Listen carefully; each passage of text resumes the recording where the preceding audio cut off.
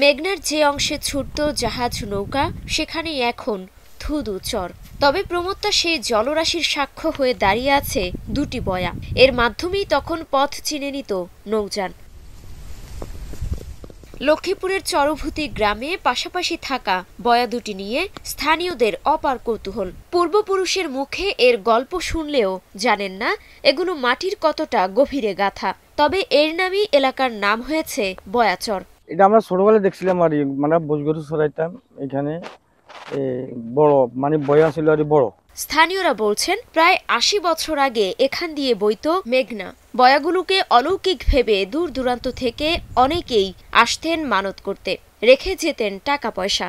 কালের বিবর্তনে কুসংস্কার ঘুচলেও কাটেনি সেই কৌতূহল। তবে এসবের মধ্যেও বয়া দুটির চারপাশ থেকে মাটি কেটে নিয়ে ইটভাটায় বিক্রি হয়েছে বলে অভিযোগ করছেন স্থানীয়রা। ইতিহাস আর উদাসীনতার মধ্যেই আজও টিকে আছে শতবর্ষী বয়া দুটি। দ্রুত সংরক্ষণ করা না গেলে হারিয়ে যেতে পারে ঐতিহাসিক এই নিদর্শন।